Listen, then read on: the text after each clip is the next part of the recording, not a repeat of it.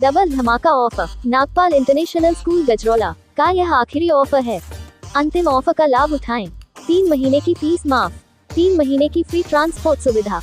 Nursery से 12वीं तक के लिए प्रवेश खुला है। एडवांस प्ले ग्रुप शुरू किया गया है। प्रवेश की अंतिम तिथि 10 जून 2025। समय सुबह 9 बजे से दोपहर 2 बजे तक। प्रवेश टेस्ट पास करना अनिवार्य है। उपलब्ध खेल व गतिविधियाँ: क्रिकेट एकेडमी निःशुल्क, taekwondo, skating, volleyball, lawn tennis, football, kabaddi, kho kho, तैराकी, टेबल टेनिस, शतरंज, एरोबिक्स, जुम्बा आदि। हमारा पता NH09 बीकानेर वाला के सामने, गजरौला, अमरोहा। संपर्क करें 735136 तथा 735136 आप देख रहे हैं खबरदार 24.com।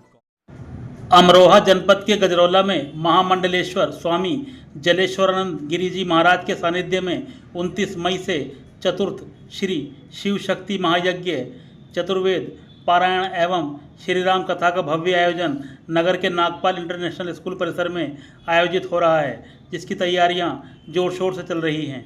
आप खुद तस्वीरों में देख सकते हैं। यह तस्वीरें हैं मंगलवार शाम की। नागपाल इंटरनेशनल स्कूल में कथा आयोजन की भव्य तैयारियां चल रही हैं। आयोजन के संयोजक जिला सहकारी बैंक के निदेशक व भाजपा नेता चौधरी वेदपाल सिंह हैं। 28 मई को सुबह 8 बजे नगर के इंदिरा चौक स्थित श्री गंगा पियाऊ शिव मंदिर से महिलाओं की कलश यात्रा प्रारंभ होगी, तो वहीं 29 मई से 8 बजे से दोपहर 1 बजे तक महायज्ञ होगा। 30 मई से 7 जून तक सायं 3 बजे से 7 बजे तक श्री राम कथा का आयोजन होगा। उन्होंने बताया कि 7 जून को सौभाग्यशाली कन्याओं का सामूहिक विवाह भी कराया जाएगा। कथा व्यास के रूप में काशी पीठाधीश्वर श्रीमद जगतगुरु रामानंदाचार्य स्वामी डॉक्टर कमलाचार्य वेदांती जी महाराज शामिल होंगे, तो वहीं यज्ञाचार्य आचार्य सतीश भारद्वाज, यज्ञ ब्रह्माचार्य राकेश शुक्ला सम्मिलित रहेंगे। उन्होंने लोगों से अधिक संख्या में पहुंचने की अपील की है। कहा कि इस तरह का भव्य आयोजन जिले में पहली बार हो रहा है। कार्यक्रम के प्रमुख यजमान पूर्व सांसद देवेंद्र नागपाल रहेंगे, जबकि प्रमुख संयोजक गजरौला की निवर्तमान पालिका अध्यक्ष अंशु नागपाल रहेंगी। वहीं कार्यक्रम स्थल पर पंडाल आदि बनाने की तैयारियां जोर शोर से चल रही हैं। खबरदार 24.com के लिए नवनीत अग्रवाल। मौजूद हैं अमरोहा जनपद के गजरौला में नागपाल इंटरनेशनल स्कूल के परिसर में, और हमारे साथ मौजूद हैं आचार्य जी और चौधरी वेदपाल सिंह। यहाँ 28 मई से एक भव्य 11 दिवसीय धार्मिक आयोजन होना है। इसके संबंध में जानते हैं आचार्य जी। आचार्य जी बताइए। शिव शक्ति महायज्ञ, चतुर्वेद पारायण और श्री राम कथा का आयोजन परम पूज्य परम श्रद्धेय महामंडलेश्वर 1008 स्वामी श्री जलेश्वरानंद गिरी महाराज के सानिध्य में ये भव्य आयोजन का चतुर्थ आयोजन है। इस चतुर्थ आयोजन में भगवती राजराजेश्वरी त्रिपुरा स्वरूपिणी श्री जगदम्बिका भगवती दुर्गा देवी जी की आराधना समस्त क्षेत्रवासी भारत के अभ्युदय के लिए, समाज के अभ्युदय के लिए, समाज के कल्याण के लिए भगवती की आराधना यज्ञ आदि का कार्य करेंगे। साथ में भगवान शिव, क्योंकि भगवान शिव के लिए कहा गया है कि मृत्युंजय महारुद्रा त्राहि माम शरणागत जन्म मृत्यु जरा रोगई पीड़ितम कर्म बंधन। कर्मों के बंधनों से मुक्त करने की जो जीव इच्छा रखता है, उसके लिए भगवान शिव की आराधना का प्रावधान किया गया है।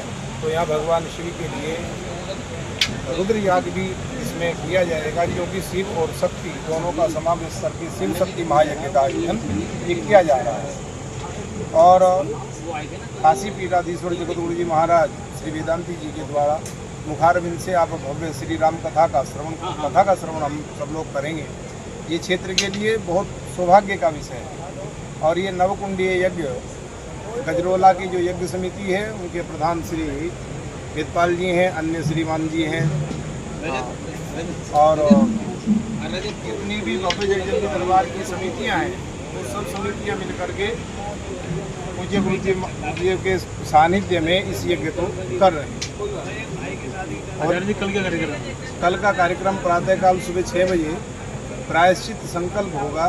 प्रायश्चित संकल्प इसलिए किया जाता है कि जब यज्ञ का हम कोई कार्य करते हैं तो जो यजमान होते हैं वह यजमान के पूर्व जन्म के, यह जन्म के पूर्व दिन के किए हुए जो पाप कर्म आदि हैं, ज्ञात अज्ञात समस्त पापों से निवृत्त होकर के एकाग्र चित्त भाव में मनुष्य बना रहे और उस देवता की आराधना के लिए वह प्रायश्चित करता है। और प्रायश्चित करने के बाद पंचांग पूजन के बाद में नगर शोभा यात्रा, कलश यात्रा का प्रावधान है। और कलश यात्रा के आने पूरी होने के बाद में जब कलश लेकर के सौभाग्यशाली महिला परिसर में पहुंच जाएंगी, उसके बाद अरणि मंथन के द्वारा अग्नि स्थापन का कार्य होगा। 29 तारीख में प्रातःकाल 7:30 बजे पूजन का कार्य, यज्ञ का कार्य लगभग 1:30 बजे तक वह कार्य चलेगा।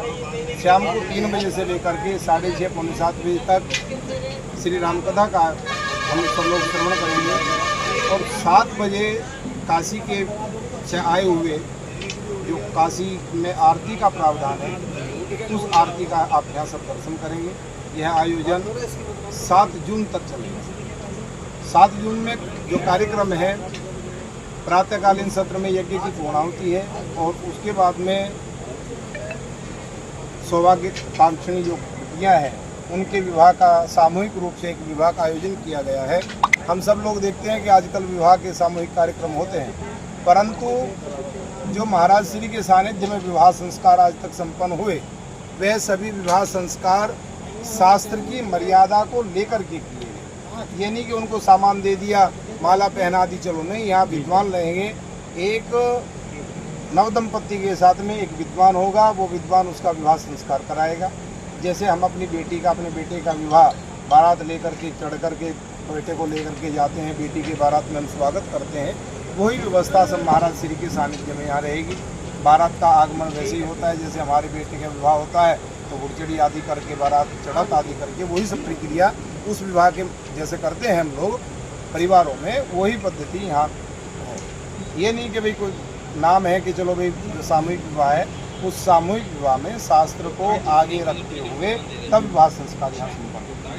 आचार्य जी, गजरौला के जो लोग हैं ये आसपास के बहुत बड़ा आयोजन है, तो इनके लिए क्या संदेश देना चाहेंगे? इनके लिए संदेश ये देना चाहेंगे कि समस्त क्षेत्रवासी को इस यज्ञ में पूर्ण रूप से तन मन धन से पूर्ण सहयोग देना चाहिए, क्योंकि सर्वे भवन्तु सुखिनः, सर्वे सन्तु निरामया, सबके अभ्युदय की कामना करना चाहिए। क्यों करना चाहिए? कि हो सकता है कि मेरे प्रारब्ध में वस्तु ना हो, लेकिन मैं जब सबके अभ्युदय की कामना करूंगा तो उस सब में मेरा भी नाम जुड़ा हुआ है। तो इसलिए यहाँ समस्त क्षेत्रवासियों के लिए धर्म, अर्थ, काम, मोक्ष 4 पुरुषार्थ जो जीव के बताए गए हैं, उन चारों पुरुषार्थों की सिद्धि का साधन है यज्ञ। और वह यज्ञ आपके गजरौला क्षेत्र में हो रहा है। तो इस गजरौला क्षेत्र में के समस्त जो भी भक्तगण हैं, प्रत्यक्ष अप्रत्यक्ष, अनिवार्य नहीं कि सभी छोटा सा बच्चा भी यहाँ आ जाए या बड़ा बुजुर्ग भी आ जाए, लेकिन उसके परिवार का जो भी सदस्य है, उसके क्षेत्र का, उसके परिवार का, गांव का, गली का, मोहल्ले का जो भी व्यक्ति यहाँ उपस्थित यज्ञ में होता है, तो उसको भी वहाँ उस लाभ का, उस यज्ञ का लाभ प्राप्त होगा।